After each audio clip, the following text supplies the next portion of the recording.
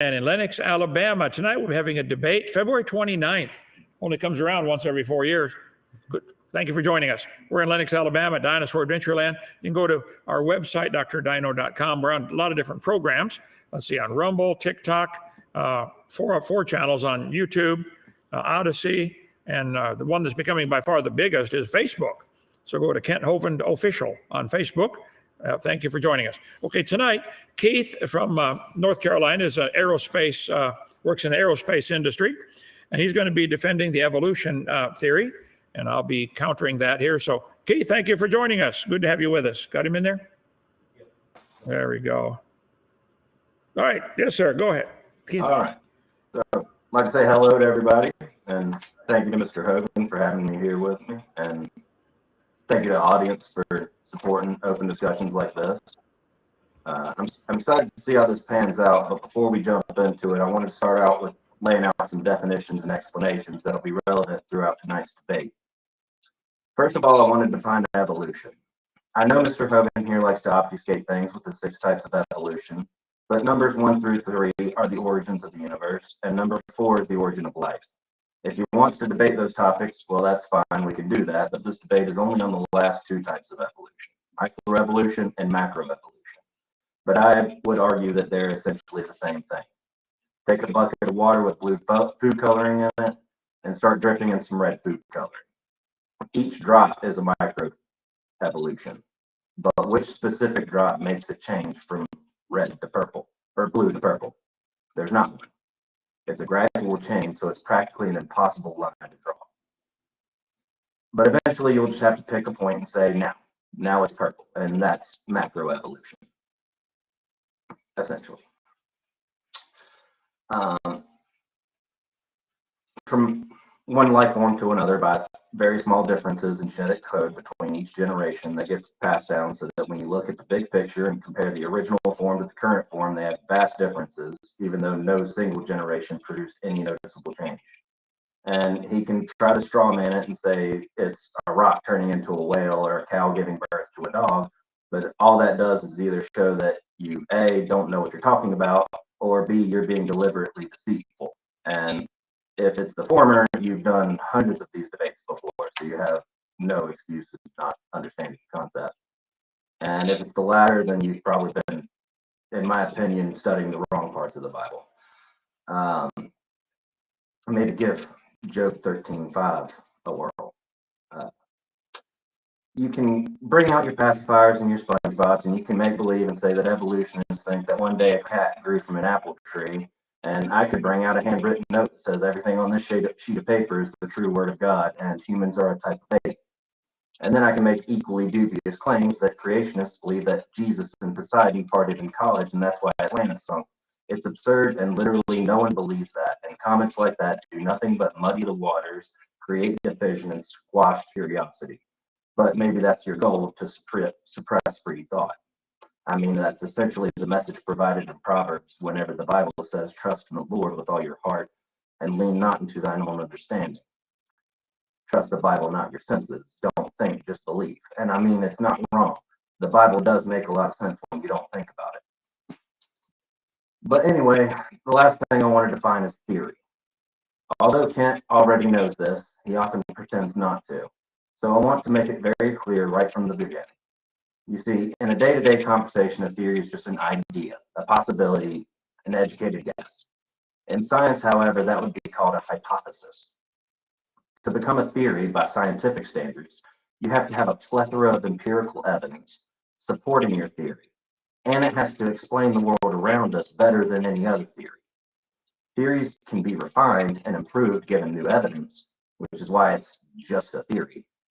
But it's far more than just a hypothesis. Notice one thing I won't ask Kent to define, which many have to no avail. It's the word kind. Not just because it would do nothing but waste time with us chasing each other's tails, but because I don't think it's absolutely imperative in dismantling his arguments. Instead, I want to focus more on trying to get him to look at speciation in a different light, which means we have to be very careful where we draw those lines between species. If we get hung up on the lines, we'll be arguing the wrong points all night. But now that we've defined evolution and theory, we can actually discuss the theory of evolution. One thing he often challenges opponents to do, however, I never received such a request, is to provide their 3 best pieces of evidence for evolution. However, if you narrow the scope to only 3 points of evidence, 3 individual observations, it won't truly encompass the vast pile of physical fossilized evidence. Just look at the patterns. For instance, the deeper we find hominid fossils, the more ape-like they appear. As we get to the top, they begin to resemble modern humans. And it's not random, it's predictable. And we predicted several times what we would find and where we would find it. And when we find it right where we said it was, the creationists just brush it off like it's not even relevant. And before you say, oh, if you take the pacifier of time away, the evolutionists are going to scream. Well, the same can be said about Kent and his flood. You can't explain anything without your presumptive genocide. So I think I'll keep my pacifier. Thank you. Back to you, Kent. Okay. Thank you. Covered several topics there. Appreciate that. Let's see.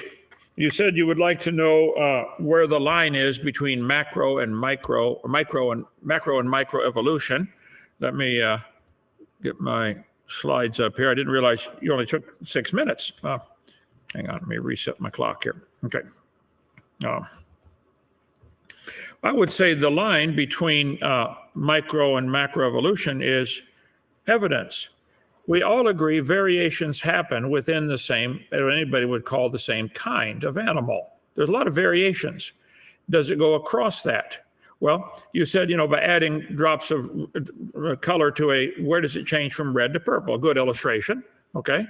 Well, I think we could take your family trees that they show in the textbooks, and they claim that an amoeba turned to everything we have today. And so they draw lines on paper that a ladybug and a zebra and a dinosaur have a common ancestor. When have we ever seen a ladybug produce a non-ladybug? We never have. These are simply just lines on paper from a protozoa turning slowly into the fish family and then to the humans. And there is no evidence for this. I don't have to prove it didn't happen. You guys want us all to pay to teach that it did happen. I think the burden of proof's on you for these family trees. They make these trees and say, well, humans and butterflies have a common ancestor. Well, we know there are hundreds and hundreds of varieties of butterflies. I would consent they might have had a common ancestor called a butterfly. That does not give you the right, or anybody the right, to make the bold claim that butterflies are related to humans. But that's what this textbook is clearly doing. And so I would say, as far as the definition of kind, well, you got a similar problem with the definition of species. I'll give kind in a minute. I think most people that study this would say it's pretty hard to define exactly what a species is. A group of organisms that can reproduce naturally with one another and create fertile offspring. Cows and pine trees cannot do that, okay? They're a different kind. Cows and horses cannot do that. Cows and hamsters cannot do that. Species, kind or sort. Wow. Webster Dictionary used kind to define species. I think the terms are very similar, but species is difficult to explain, to define, to really sharply draw the line. Where exactly is a species? Synonyms for species, a kind. Wow, there we go. Biology Dictionary. A species, a group of organisms share genetic heritage, able to interbreed and create offspring that are also fertile. Okay. Scientists have changed the definition of species several times through history. God said they bring forth, i.e. make babies, after their kind, after their kind, after their kind. 10 times in the first chapter, 24 times in the first 7 chapters, the Bible says they'll bring forth after their kind. So it seems to be that kind has to do with bringing forth, making babies. Up on the North 40 of our pasture here in the Dinosaur Adventure Land in Lenox, Alabama, we have cows and sheep and donkeys all mixed together. The donkeys don't even think about breeding with the sheep or cows. Never crosses their mind. They look for another donkey. The cows only look for another cow. They know what their kind is.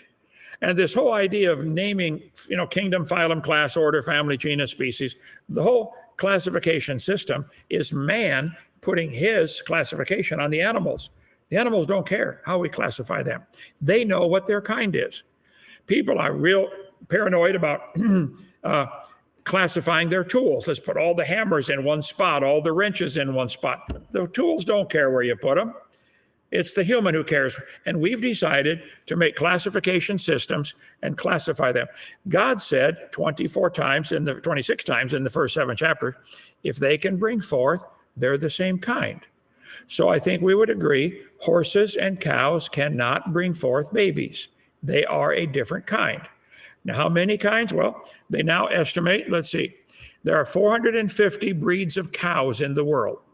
I would say they probably had a common ancestor called a cow. And maybe somebody with time and interest could make a family tree of all the 450 breeds of cows and how they all came from a cow that got off of Noah's Ark. No question. That does not prove cows are related to mosquitoes. You guys want to take the evidence we see for variation within the kind, and there's a lot of variations. Dog breeds, dogs make baby dogs every time. You may get a big one or a little one, but you're going to get a dog, and there's a limit. It never goes outside of the dog kind. The world's smallest dog, 3.8 inches, less than 4 inches tall. Completely useless, but they call it still a dog. Okay, is it possible to get a dog as small as a flea? Every dog breeder would say, no, that's not possible. Even these at 3.8, they usually cannot reproduce. Everything's too small. They can't make babies. So there is a limit. You have big dogs and little dogs, but there's a limit, and they can't go beyond that limit. Have they reached the limit? I don't know. They might get one a half inch, taller or something, but they're not going to get a dog as big as Texas. So I think we all see they're never going to get one 8 miles tall or a half inch tall.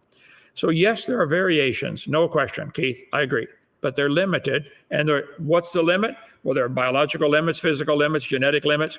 But you guys want to say, because we see 400 kinds of cows, therefore cows are related to mosquitoes.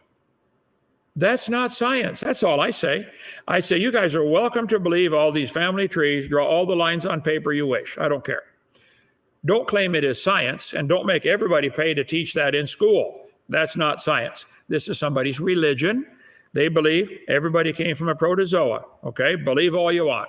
They make these family trees, and they want everybody to pay to have this to be taught like it's part of science, and it just is not. My whole objection is that you guys have a religious belief that these variations that we all see the same variations. We also see that they're limited. But you guys don't admit there are limits. You think a protozoa can turn to a biology teacher if you give it billions of years. That's a fairy tale. Even if it's true, it certainly hasn't been shown scientifically yet. All we've shown scientifically is protozoa make baby protozoa. No exceptions. You wish to believe there's a connection? Believe all you want. But be honest and call it a religious belief. So I didn't get to cover everything you mentioned. Bible makes sense if we don't think about it. It's an obvious slap at the Bible. I'll make the same one at evolution. Evolution only makes sense if you don't think at all. You don't think at all. You just believe. The protozoa turned to a human. You have to believe. As far as where the exact line is where it changes, that's a good question. I know that we observed 400 breeds of cows, 7,500 now types of apples. Do you believe apples and cows have a common ancestor, Keith? Your turn. Yes, I do. And I think you may have missed where I was coming from. Maybe I wasn't clear. I'm not sure. I wasn't saying that I'm trying to pinpoint exactly where to draw the line. I'm saying we should ignore those lines because whether you're looking at species or kind, obviously species has a much more well-defined definition than kind does. It still gets muddy when you start looking closely. Also, you were saying that evolution is a religion, but a religion requires some belief in a higher power, some supernatural not necessarily a deity in every religion, but most. Atheists do not believe in anything supernatural. Evolution is not a supernatural phenomenon. It's natural. There's nothing supernatural about it. So to call it a religion is misrepresenting it, because it is science, because it's backed by scientific methods.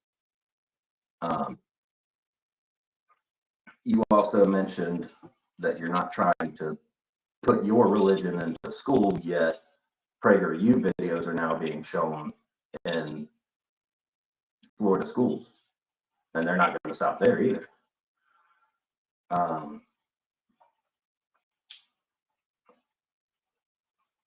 Hello? Okay, I didn't hear that last statement. What am I wanting to get in the schools?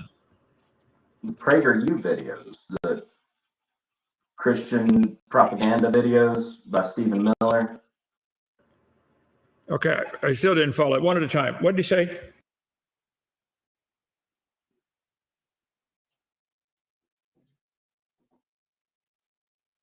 Since this makes no sense to me whatsoever. Say it slowly and clearly, Keith. I'm not following you. What now? PragerU. Prater? Prager, Prager. Okay, Prater University. Right. What about them? They are now allowed to be showing their videos in Florida public schools. They're showing my videos in public schools? But no. I'm not following what you're saying. They're showing what videos in public?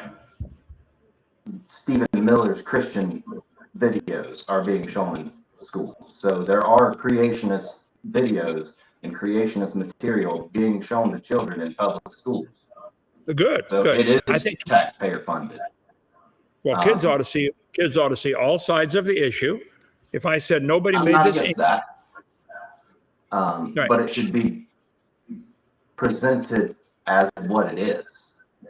I agree. Evolution Correct. should be presented as a religious belief. We don't have any evidence that a bacteria turned into a human. We believe it happened, and the God that you worship is time. How did this bacteria turn to the human? I know your answer already. Over billions of years, you do have a God that you worship called time. You just won't admit it. How is time a God? In your mind and in the evolutionist mind, time is able to accomplish what we can't see. We don't see any Gravity animal change. accomplishes what we can't see. Germs accomplish what we can't see. Those are all theories. Do you believe these? Oh, by the way, you said I didn't give a definition. You said kind. Species has a better definition. The definition of kind doesn't matter. Okay. Well, here, Scientific American said, to this day, scientists struggle with the question, what's a species? The debate is far from over. Let's see, come the species word. They have 26 published definitions of species. Southern Utah University, a biologist, at last count, there were 26 published concepts in circulation of what is a species. To draw the line between species becomes frustrating. Two species of mice might interbreed where their ranges overlapped, raising the question of what name to give the hybrids. They're still a mouse, okay? This is what you guys don't get. We see, but my point would be, nobody's ever, they said defining species is like trying to define the undefinable, indefinable. Look at the term species as arbitrary for the sake of convenience to a set of individuals closely resembling each other, Darwin said. 1942, the gene pool. So defining a species, Berkeley University. A species is often defined as a group of individuals actually or potentially able to interbreed, like these happy-faced spiders. Let's see, they can interbreed, but they sure look different. Are they the same species? I'm just pointing out, nobody's ever had a concrete, rock-solid, what exactly is a species? But yet you complain about the word kind not having the same problem. I point out the animals know what they want to breed with. The cows don't even try to breed with the spiders or the pine trees or the fish. Don't even try. Don't even think about it, as far as we know, if they think at all. So what we've observed in every farmer in the history of the world will tell you is cows produce cows, no exceptions. But you wish to believe by faith that the cow has a common ancestor with a potato. Do you have a common ancestor with a potato, Keith? You can list, do you have a common ancestor with X life form? And I will say yes, unless it is some alien life form. Okay, so for the record, you believe you have a common ancestor with a potato, and everything. Butter squash. Okay, Any life form you can think of. Frogs, all of them. You all have a common All ancestor. Yeah. Has we anybody didn't ever? come from them, but we're related to them. I didn't say you did. I said you have a common ancestor. Has anybody ever seen a potato produce a non-potato? No, and we don't need to because that's not what evolution is. Well, this chart shows a protozoa slowly becoming a biology teacher. Did a single protozoa become and morph into a teacher? Is that what it's teaching? No. The protozoa, over millions of generations, slowly gained arms, legs, ears, eyes, lungs, kidneys, all these features that humans have that protozoa don't have. It slowly gained. Do you believe the protozoa slowly, over millions of years, evolved into what we call a human? It evolved into something that was not a protozoa, which evolved into something else, which evolved into something else. Nothing went straight from protozoa to human. I didn't say it did. But again, there's your God showing up. It happened slowly over millions of years, so we can't see it. Science, the definition of science is knowledge, from the Greek word seer, meaning to know, or Latin word know. What do we know? We know protozoa produced protozoa. We know that. We do not know that protozoa turned to a human. You have to believe that. That's why it's a faith. It's a religious belief. And you're welcome to it.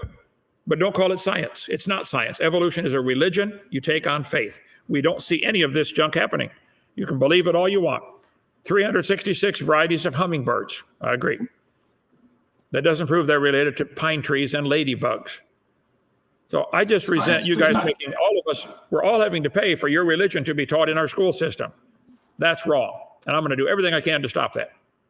Science does not use faith. There are people with faith. There are Christians and Jews and Muslims that are all scientists, and they all believe, not all, but a large portion of them believe in evolution. There's the key word. Believe in it. It's a religion. I'll debate them all. Tell them all. Give me a call. 855 BIG-DINO extension 3. I'll take them all on. I'll concede that it's a belief, but just because it's a belief does not mean a religion. They're not synonyms. Well, definition of religion. Have dogma. Here we go. Definition of religion: a set of beliefs concerning the cause, nature, and purpose of the universe. Do you have a belief about how the universe got here? Do you have a belief about the cause of how we got the Big Bang, I would assume? Do you have a belief about how life got started? That's a belief. Do you have another definition of religion that's not cherry-picked? Well, this is from thesaurus.com. Let's see. A specific fundamental set of beliefs and practices agreed upon by a number of persons. Religion, from Britannica. Human beings' relation to that which they regard as holy, sacred, absolute, spiritual, divine. A way people deal with ultimate concerns about their lives and their fate after death. Do you have a belief about what happens to you when you die? What's going to happen to you when you die? I'll be gone. From Oxford, the belief in and worship of a superhuman power or powers, especially a god or gods, ideas about the relationship between science and religion. Excellent. And your God is time. You believe time has the power to turn. Do we ever see an amoeba produce a non-amoeba? You believe they did it. How did a protozoa, whichever one you want to start with, how did this protozoa get eyes and ears and legs? Sensitive cells that are already present. So the DNA in the original protozoa had all the DNA code to make ears, eyes, hair. Is that in lungs? That's your final answer? It had A, C, T, and G, all the things that make up DNA. Right. I understand how DNA works and the CATG and all that stuff, but that's a 4-digit code.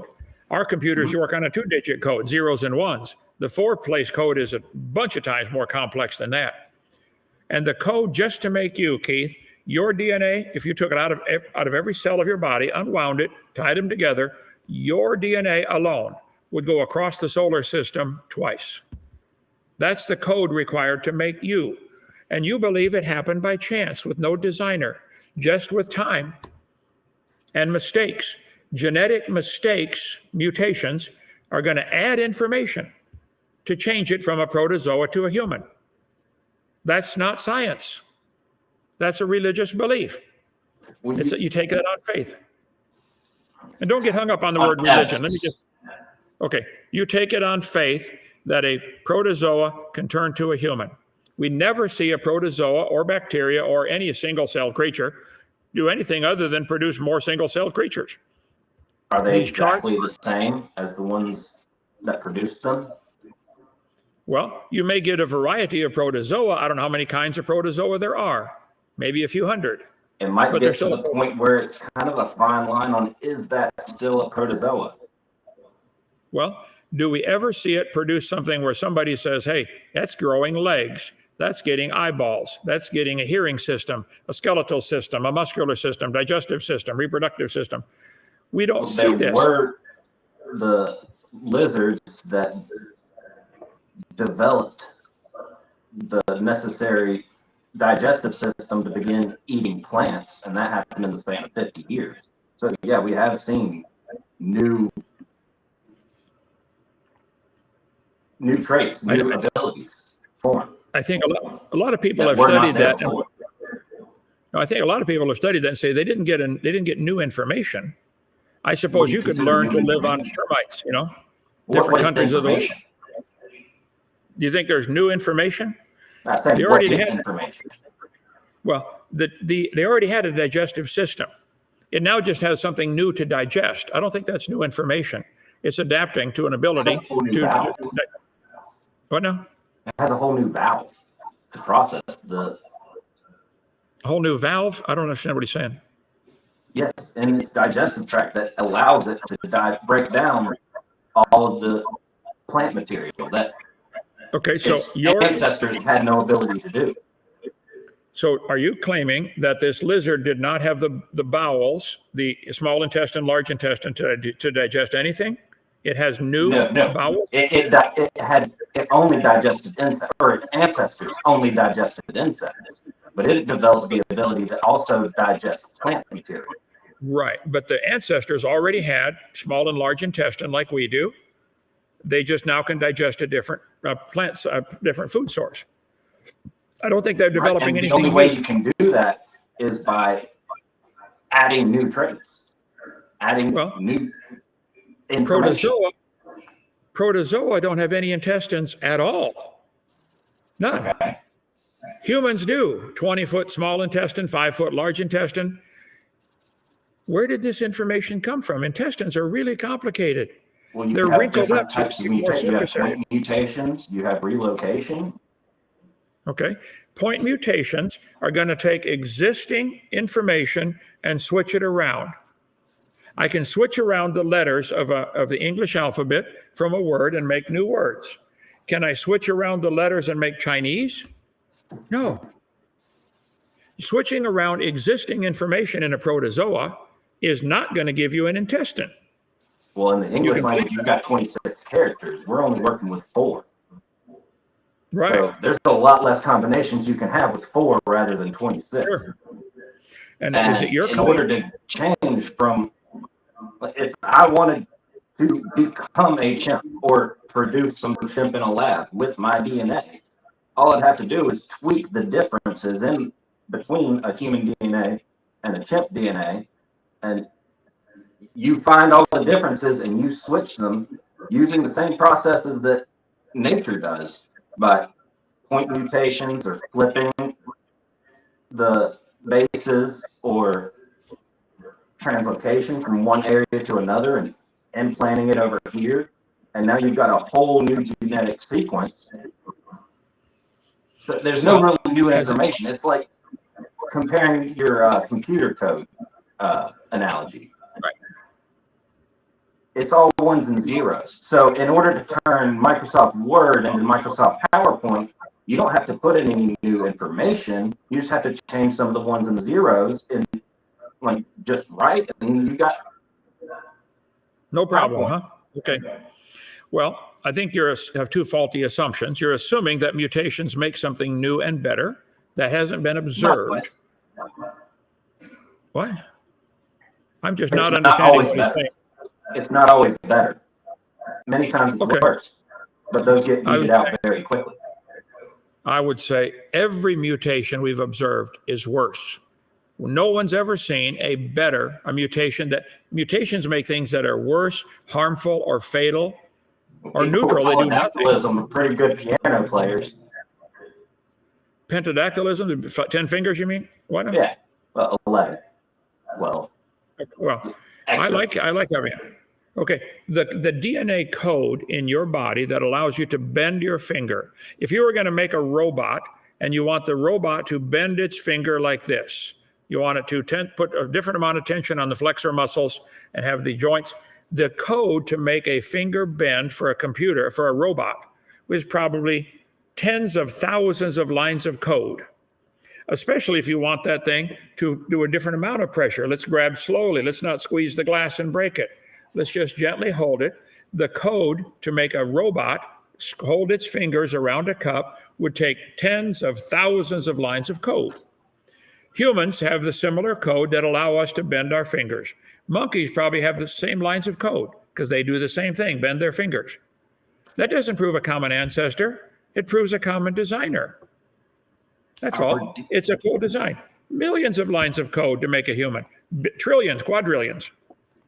So do you believe natural selection will make this mutation take over the population? You understand, if you had an animal if you had a protozoa that mutated a little bit, you got to have another one to mate with in the same vicinity at the same time of the opposite sex. You got to have two. It really becomes impossibly complex, and I think impossible, period. That's why I say the natural selection you guys think about, one animal is a little better than the rest. He evolved something new. Now the rest of them have to die, or that new improved gene code gets blended back into the population.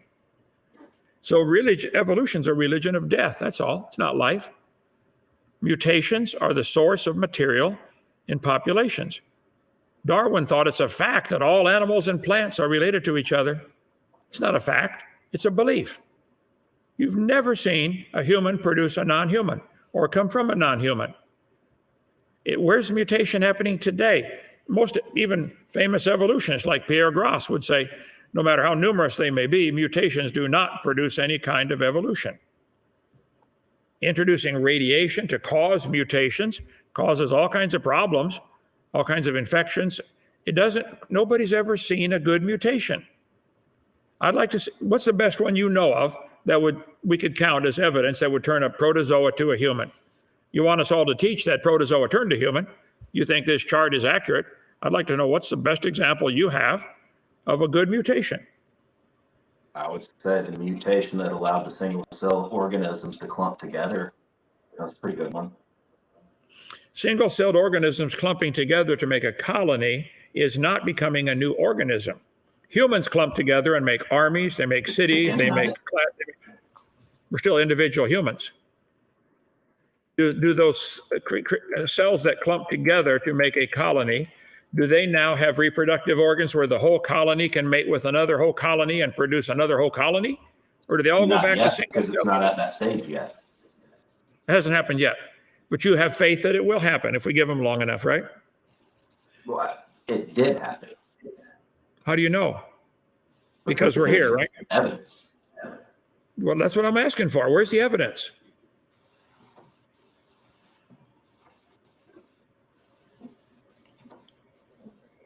I don't have anything on the amoeba.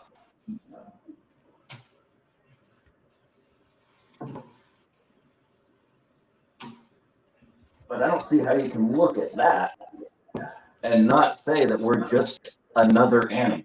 You've got fish, salamander, tortoise, chick, hog, cat, rabbit, human.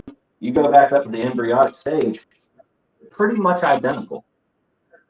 Even people that do this as a profession have a hard time distinguishing between embryos. Okay, well, let me explain, Keith, in case you haven't studied this. Ernst Haeckel made these drawings that you're using on your screen right here. There's his chart. You're using his exact chart by Ernst Haeckel back in 1869. Darwin wrote his book 1859 and said, we should find evidence for my theory. Haeckel loved Darwin's book and said, he was an embryologist. He studied embryos. That's what he did for a living, professor of embryology at University of Jena in Germany. Haeckel made this chart in 1874.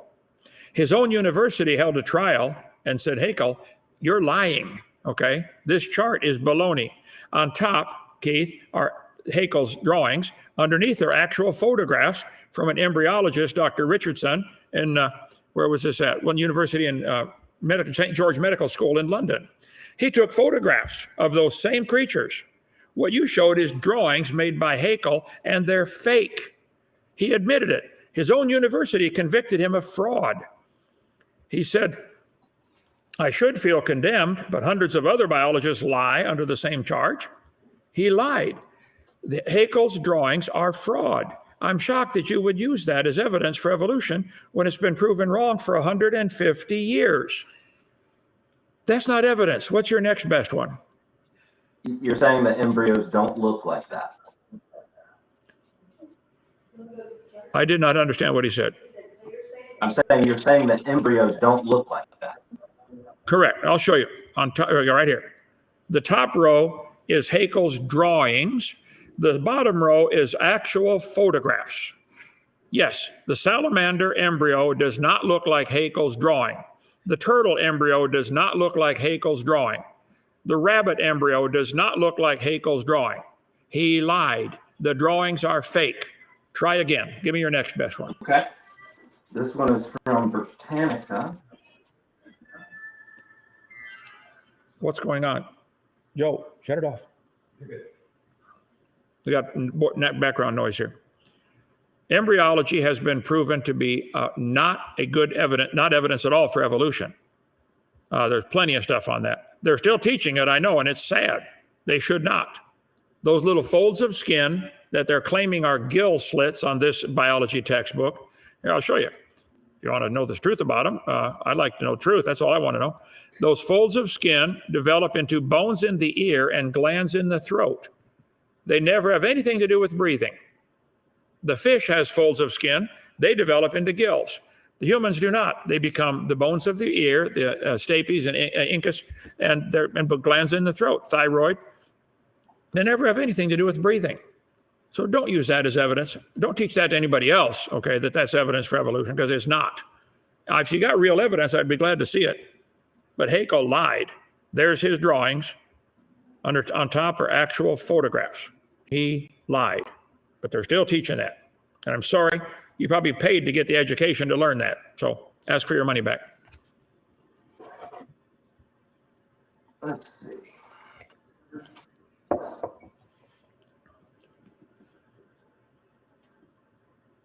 You also mentioned about whenever a new form, species, kind, whatever you want to call it, emerges, that they're not going to have any kind of mate to find. But correct. That only works if you don't understand evolution and you're thinking of it as a rock giving birth to an elephant or whatever. Because it doesn't work in big jumps like that. You're not going to have one life form that's vastly different than the rest of the population. Well, my objection is that you touched on it when you were talking about this trait would just get mixed back into the gene pool. It would get mixed back into the gene pool, but it'd still be in the gene pool. And it would continue to emerge. Mm-hmm. And its emergence would become more and more frequent until it took over, provided it was a beneficial mutation.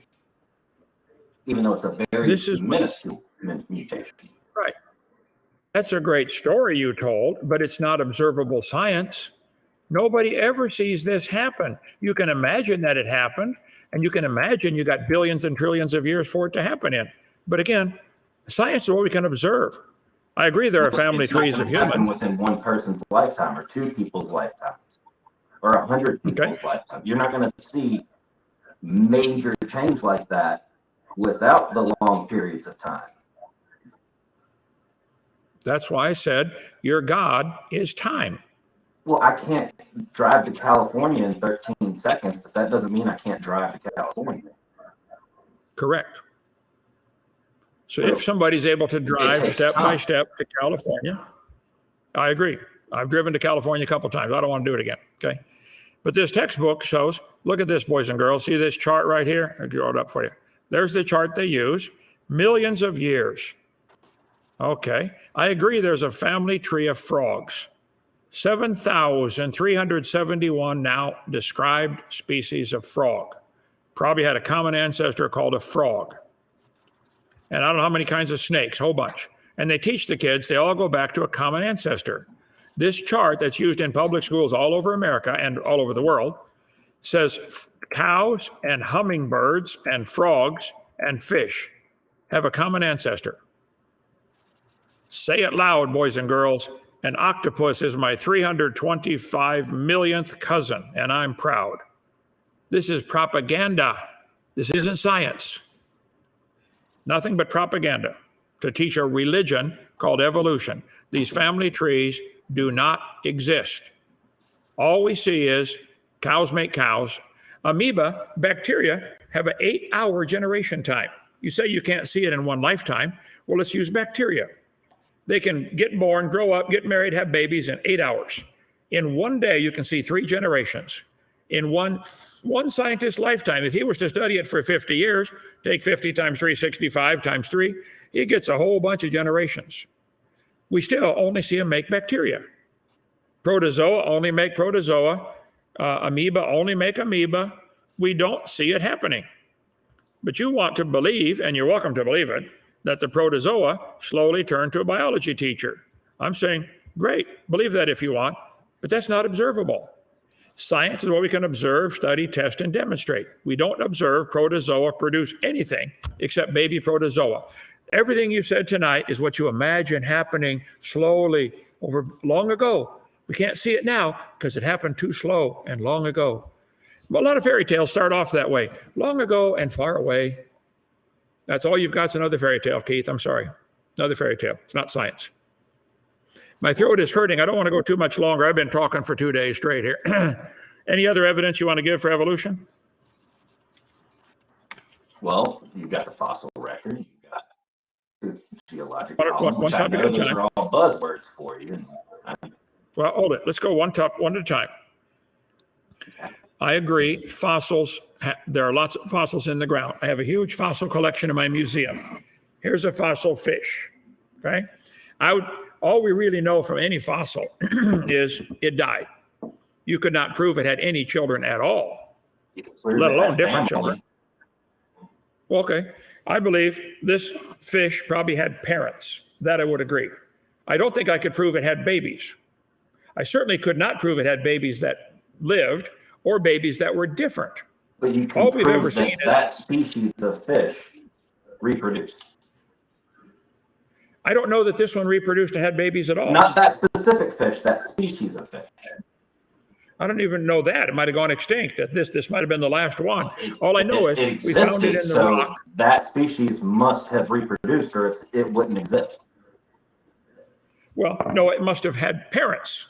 We don't know that it had children. That were the same species as that fish. The parents so reproduced. This is the reproduce. Whether that specific one reproduced or not, that species was reproductive. Has anybody ever seen a fish produce a non-fish baby? I think no, because that's not how evolution works.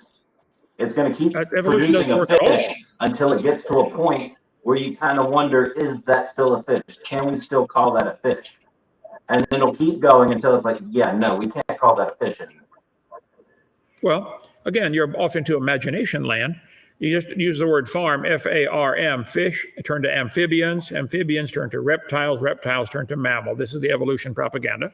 So you think at some point this fish or a fish turned into an amphibian. No. So it went from breathing with gills to breathing with lungs. No, it Where, probably went with where, breathing from a combination of both gills and lungs. okay, it probably And went. then Again, you're showing your faith. You believe it probably happened. That's not science, Keith. It's not science. It's a religion. You believe it happened. It probably happened. It had to because we're here. You've already decided the end product. You already decided amoeba turned to humans. That's already in your mind. Now, how did it happen? You're not worried about did it happen. You're just worried about how did it happen. You're not even willing to consider did it happen because you've already decided. You think it happened. Okay. I'm telling you, I have lots of That's actually fossils where here. you're wrong, because that would be considered dogma, and that only exists in a religion, which evolution is not. If we get some evidence that shows, hey, we were wrong right here, this was wrong, let's fix this, and that's what we do. Okay. Well, show me the evidence for these family trees. Here is a fossil clam in the closed position. Clams open as soon as they die. If you go to a restaurant and eat clams, which I haven't done, I've never been that hungry, it has to be closed when they dip it in the hot water. Because if it's open, that means it's dead. It means it's going to have all kinds of bacterial problems, okay? So if a clam dies, it opens. I think everybody agrees with that. So the way to get fossilized closed clams, and there are trillions of them in the world, we've probably got 100 of them here in our museum, petrified closed clams had to be buried fast and buried alive. I think that's pretty good evidence for a flood, like Noah's flood. I'm not asking everybody to teach Noah's flood in public school. I don't think we should teach origins at all in public school, creation or evolution. Don't teach either one. They're both religious. Have you ever heard of the survivalship bias? The very popular case of it in World War II, whenever they were assessing the damage from planes that came back from war, and they were trying to figure out which parts of the plane to arm. So they were looking at all these planes that came back, and they noticed they had bullet holes in all the wings and very similar places on the plane. And then they realized we don't armor those places. We armor the places that we don't see the gunshots, because those are the planes that didn't come back. So when you're saying you only see clams that are closed, maybe that's because it's the only type of clams that are preserved long enough to become fossilized. So you're just looking at a survivorship bias. Okay, maybe with the survivor thing, some intelligent engineers decided to armor the places that needed to be armored. That took intelligence, intelligent design. That didn't happen by chance. The plane didn't just grow armor where it needed to grow armor. No, it did happen by chance. It happened by design, didn't it? No. They decided we better armor plate the cockpit. Now they got some of the airplanes have the titanium bathtub the pilot flies in. Really expensive. Because all the planes that came back had no gunshot holes in the cabin. Because the ones that got gunshot holes where the pilot are, they didn't come back. They didn't get to study those. Right. That's logical. The planes can't fly themselves. Right. So you're saying that is chance. That's probability. Well, clams, all we've ever observed in the history of humanity, clams make baby clams every time. Mm-hmm. But you guys got the clams in your family tree as part of your ancestors. You believe you're related to a clam? Yes. Not directly. You have a common ancestor. Okay. Yes. You're welcome to believe that. I don't care what you believe, but it's not science. I wish you guys would just admit this is my belief. It's a religious belief, and that's all it is. It's a religion. You believe it, and you believe time can accomplish it. Billions of years, slow changes, billions of years. Those are your two gods. We don't see it happen, but we believe it happened. I say, yay, more power to you. Believe whatever you want.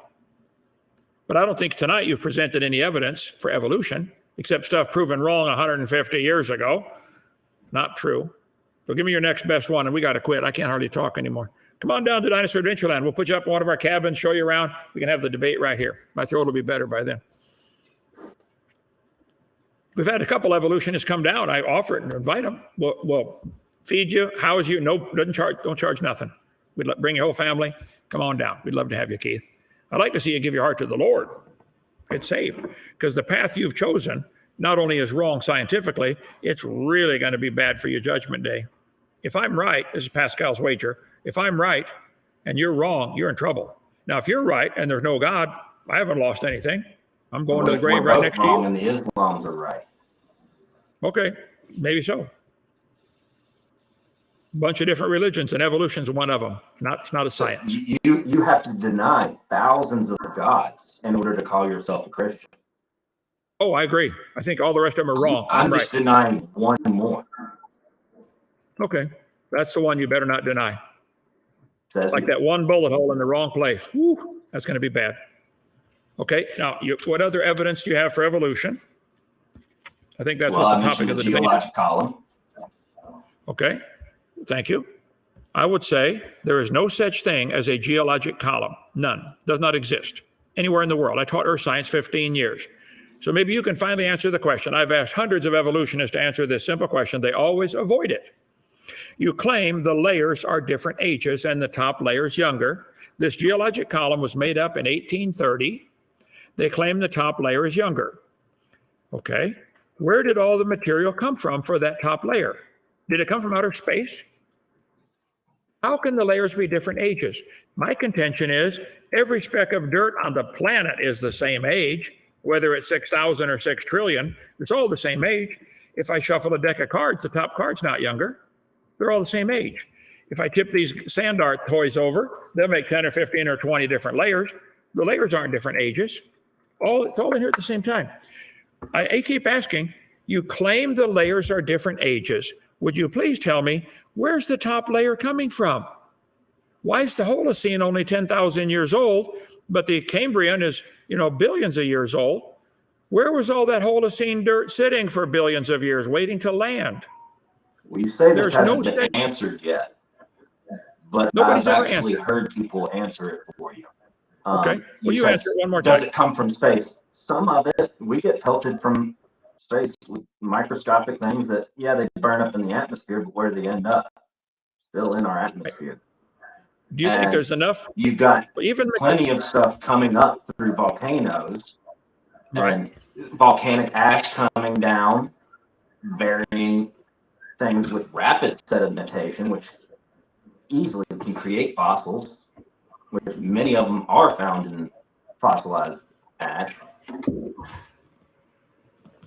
Well, I can't find my deck of cards, but if I shuffle a deck of how cards, many leaves, just leaves, fall to the ground, and they decompose and turn to dirt.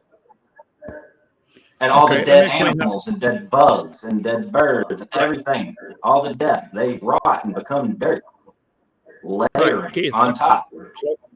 Okay, slow down. Let me explain. Trees suck minerals out of the ground, put it into their leaves. The leaf dies and goes back to the ground. It's the same mineral. It didn't get a new age because it went through the process of becoming a leaf. It's still the same. But it gets laid down in layers. It gets moved. And if material comes from outer space and lands on the earth, it's still the same age. Every speck of dirt, every speck of matter in the universe is the same age. But why do you trace the rates of sedimentation and figure out how long it took those layers to become as thick as they are? Now, that's a different story. I think sedimentation can take place quickly. Here's a petrified tree standing. Petrified trees found standing up, running through all these layers that you claim are different ages, are found all over the world. Thousands and thousands of petrified trees in the vertical position. Yellowstone's got a bunch of them. Petrified trees in the vertical position, I think, are pretty clear evidence all the layers formed in 1 year. In Noah's flood, the tide going up and down as the earth turns under this tidal bump that the moon holds steady is going to do what's called tidal pumping. The moon going up, the water going up and down is also going in and out. And it's a sideways movement of the water during Noah's flood that would make all the layers in 1 year. We find petrified trees in the standing position running through different seams of coal. This tree's got a 30-foot tree. Coal in the bottom goes up through a bunch of layers through another seam of coal. Same tree. And yet you guys think each seam of coal formed over millions of years with the whole forest having to grow. I'm telling you, the polystrata fossils, there are thousands of them in Joggins, Nova Scotia. You go out, you're in North Carolina, drive up there and see. Call, let's see, got the phone number here. Got Ian Juby lives there. IanJuby.org. Where are most of those polystrate fossils found? near rifts and river basins? Well, that's where they're exposed. I mean, you don't find That's them in the where middle of they're a found, field. because that's where they are. That's where That's how most they're fossils are created. found too. Most fossils are found in a place where they're exposed to the, by a river cutting away the extra dirt. So petrified trees in the vertical position are common. They're exposed Not at where rivers have eroded away. The layers, my point is, the layers all have to be formed in 1 year, or the tree would rot and fall over. So you're saying, your answer that the layers not are if it different fell ages. into a rift or it got covered up in a river basin. In a river basin, it's going to make different layers quickly. Is that what you're saying? Yeah, if I were to take a stake and just drive it down into the ground, that's not going to make it, it's going through several geologic columns. It's just penetration. These trees aren't driven into the ground. They grew there. They have roots at the bottom. They grew. Nobody drove the tree. And how would into those root systems be intact if the entire earth was flooded by 10 Atlantic Oceans? If the whole earth was flooded, the tide going up and down, making water go back and forth, is going to make Would have multiple layers. uprooted these trees. Some of them, in some places, and it obviously did. That's how we have, All why of we have them, coal. 20,000 feet of Coal. water. There are coal seams that are 300 feet thick. That would take a lot of trees, whole lot of trees. I just made probably 12 layers in the last 6 minutes.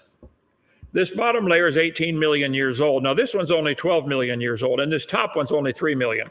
I can make up any story I want.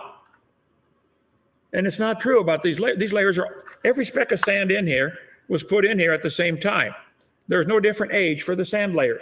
They'll form layers every time I do this, every time. They form different layer patterns. The layers we have on the earth are all the same age, all made in one flood in the days of Noah, I believe. There is no such thing.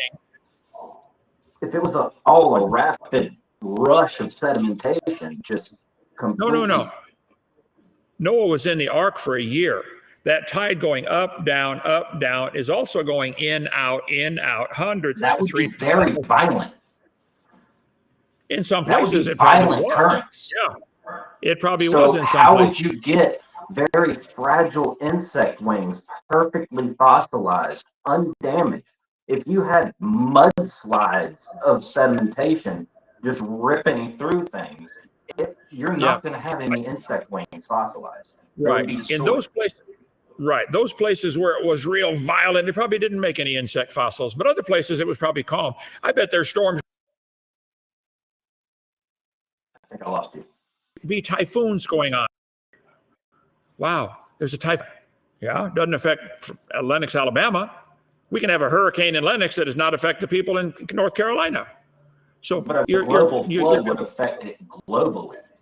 Oh, I agree. A global flood would do just what it does now. Why would you have different currents if this is all homogenized? All right. The Pacific Ocean is huge.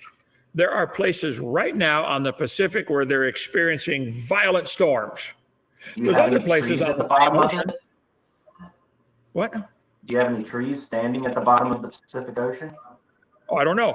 There's a lot of trees get buried in mud. A lot of trees floating around in the ocean right now. Trees are floating all over bodies of water. Rooted trees standing in the Pacific Ocean. Oh, probably so. Mount St. Helens did that. It blew thousands of trees down. Many of them got buried standing up, floating in Spirit Lake. But those weren't rooted. Those didn't have root systems. Well, in those cases, they got ripped out. They have short root stump because it got ripped out. But if it would have eroded slowly, then it would have had the whole root system. Okay, we're wasting time here, and I can't hardly talk. I'm sorry. I'll do another debate with you anytime if we can get my voice back in time. But you're saying, I asked you the question, where's this material coming from? And you said volcanic eruptions, outer space dust, and was there a third one? Plant waste, animal waste, deteriorating bodies. Animal waste. So an animal eats a plant, goes up, poops on the ground. It now becomes a different age. It relocates it. It relocates. It's still, the minerals are still the same age. Relocating it, shuffling a deck of cards does not make one older or younger. Relocating the dirt does not change the age of it. Every speck of dirt in the universe is the same age. If it came from a Big Bang, then it's all 13.772 billion years old. Every speck of dirt on the planet should be 13.772. How do you know when it was relocated? No. It was all made at the same time. Every speck of dirt in the universe was made at the same time, either by your Big Bang or by a creator. There is no such thing as a geologic column. No such thing. It was made up in 1830. Billions of people have. Why are the patterns so consistent? Why do we never find things in the wrong place? Well, they're not consistent. There's only 2 or 3 places in the world where they find them in this order they show in the textbook. Do you ever Most of the world do you ever have them see in a this order. human fossil with bite marks from a T-Rex? Well, if everything was vegetarian before the flood came, like the Bible says, you probably wouldn't find bite marks on those that drowned at all. Well, because they weren't eating each other. If everything was perfect back then, why did they need to eat at all? Well, if you had a perfect car, why do you need to put gas in it? A perfect car wouldn't need gas. Oh, electric car. Well, then you got to charge it up. Okay. Well, you got to keep putting something in. A perfect car wouldn't need any kind of fuel. Hey, you make one of those, I'll buy it. I want one that don't have to charge. Don't cost nothing to drive. There is no perfect. All right. Why don't you give your closing statement, or I'll give mine first, whichever you would like. Your position is, if I don't want to put words in your mouth, that we all have a common ancestor, and you are related to a potato, and what else? A clam, and you have a common ancestor with all these. That's your position. Is that correct? Yes. I'm related to all those things. Yes. My position is, all we've ever seen is animals produce what anybody else would consider the same kind. Cows make baby cows, no exceptions. To claim that a cow and a fish, what now? I said that's all you see whenever you don't look. Okay. Ask any farmer in the history of the world, have you ever seen your cow produce something other than a cow? Do you know of any I can go look at? I'll go look at them. As I said before, it doesn't happen like that. Doesn't happen at all. Always going to give birth to a cow. That's something we agree on. Very good. What we don't agree on is the fact that these microevolutions can add up until it becomes a question of whether or not you can call that a cow. This is where you're showing us different does a pug need to be from a husky before you call them different? I happen to have a pug. It is just barely in the dog kind, okay? Real stupid, okay? Wouldn't survive 10 minutes in the woods on its own. Most of these exotic breeds that man has created, A, they're still the same kind, still dog. B, most of them would not survive in nature. How long will they be a dog? How different does it need to be? If you had a pug and you gradually mutated it and maybe you got a pug with feathers, would that still be a dog? Could we ever get the pug to grow, any dog to grow wings and become a bird and fly? Could we add that information? That's a major step further. I'm saying just changing the fur to feathers. If you were to change the fur to feathers, would that be a dog? Nobody's ever done that. They can't change the fur to a feather. Regardless of whether or not anybody's done that, if they did, would you still call it a dog?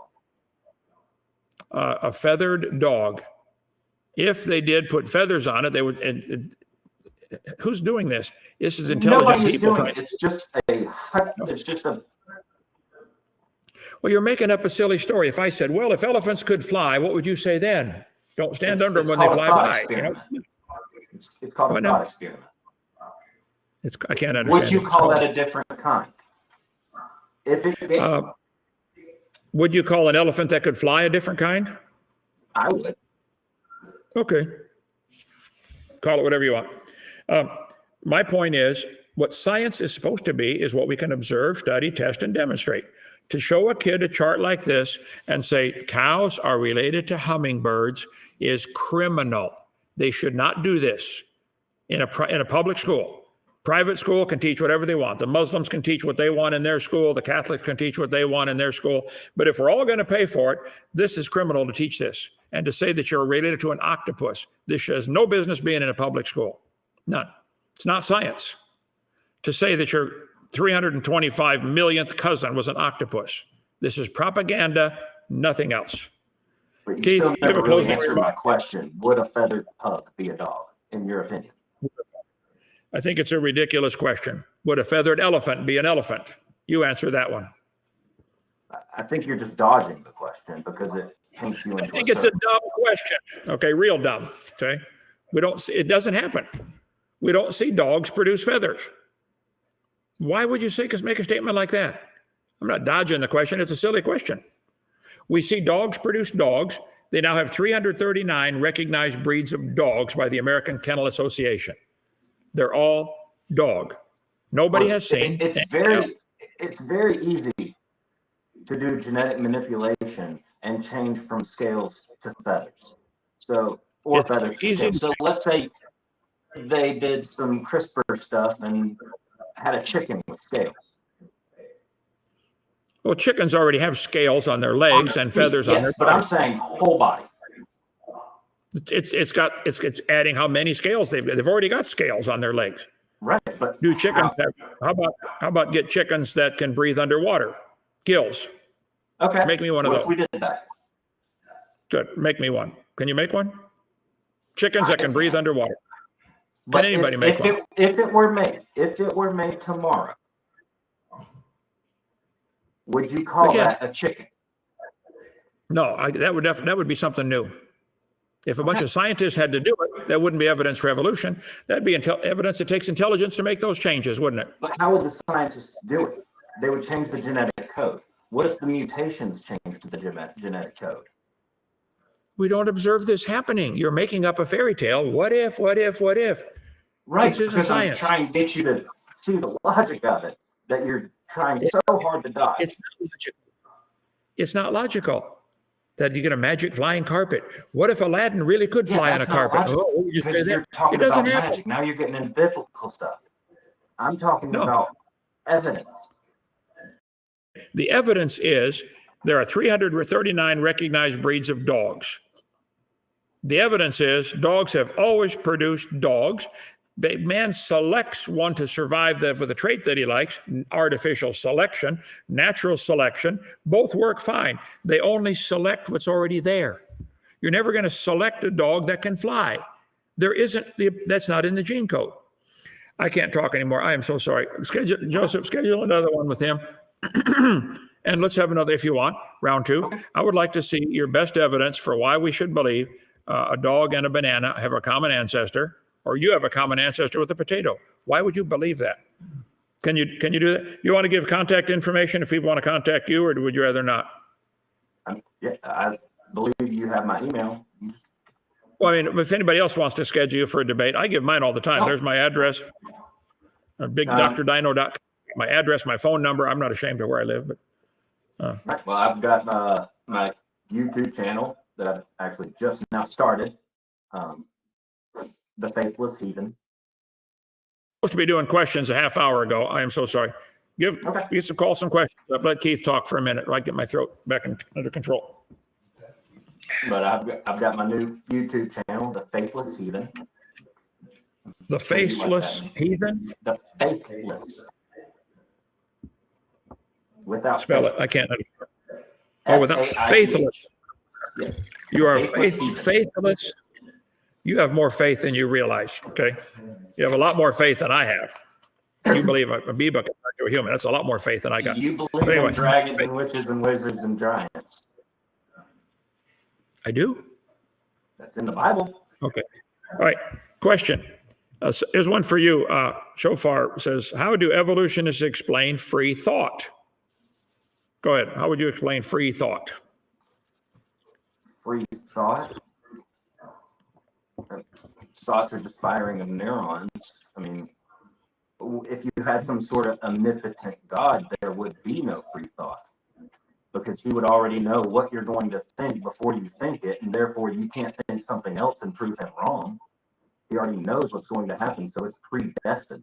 So you don't really have any free thought or free will. But from an evolutionary standpoint, you do, essentially. Okay. Then I would like to ask, if your brain is nothing but a bunch of chemicals that got together by chance, how do you know you can trust your thoughts? Maybe you got a couple chemicals in there backwards. Remember that CATG? Our senses are practically useless a lot of times. That's why optical illusions work, because we can barely comprehend the world around us with our senses. That's why scientists use things outside of our senses. Okay.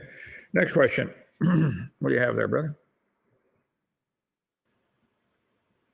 We see monkeys, we see people. Where's all the part monkeys? Go ahead. Dead. They're all dead. They're all dead. So in the past, something ape-like turned to human, but there's plenty of apes and monkeys today, but none of them are doing it again. Turned to human. That sounds too Pokemon for me. Okay. It didn't just morph and change one. Right. The one individual did. The whole population slowly changed. I know what you believe. My answer would be there aren't any because it didn't happen. Didn't happen. But you got the question first. Anything you want to add to that? Oh. Do you want to add anything? Oh, Nate. No. You don't want to add anything? No. Okay. Keith, I'm sorry. Nate says, what will happen to you when you die? What's your answer? Essentially what happened to me before I was born. Nothing. Nothing. Okay. I would have a different answer. I know I'm forgiven. I'm going to heaven. I don't deserve it at all, but I'm going. Praise God for the blood of Jesus Christ. Have you read the Bible is a question for you. Joyce wants to know. Keith, yes. Have you read the Bible? Yes. You read it? Okay. Good. You read it? And it's your favorite version too, King James. I didn't hear what he said. What now? You have a favorite verse?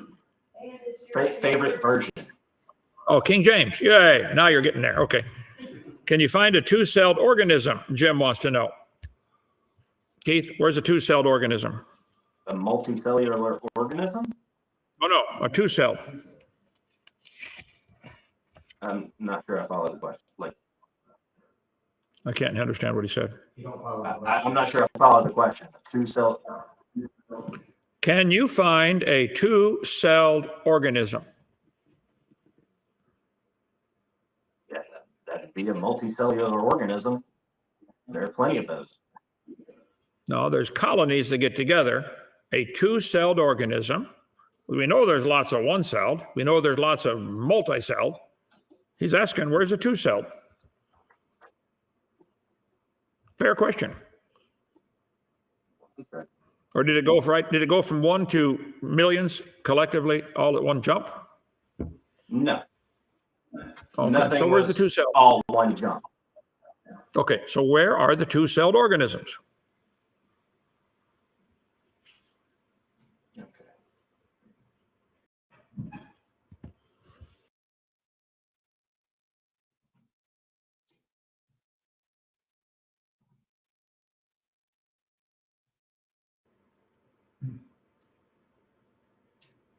My answer is there aren't any. None have ever been seen in the history of the world. You can believe it if you want, but it's not science. Keith, he's got one more question if you want to skip that one and go to another one. I got to quit after this one. I can't talk anymore. Okay, what's the next one? What do you got there? So what's before a cow? What came before the cow? Good question. Before the cow? How far back do you want to go? I didn't hear him again. What turned into the cow? How far back are you trying to go? Just right before cow. What was right? Which came from a cow, came from a slightly different cow. But as far as what we immediately call the last species before it became what we call a cow, I'm not really sure what that would be called. I mean, I could look it up, simple Google search, but it was just probably just an owl before they invented the C. Just called an owl. It's probably just called an ow, O-W. They hadn't invented the C yet. So right before the cow was the ow. I don't know. It doesn't happen. It's fairy tale stuff. Keith, thanks for doing this. I'll be glad to do this live. Call Joseph, schedule another time. I got to quit. I'm going to hurt myself here. Thank you for coming, and I'm going to pray for you. I'll see you Judgment Day for sure.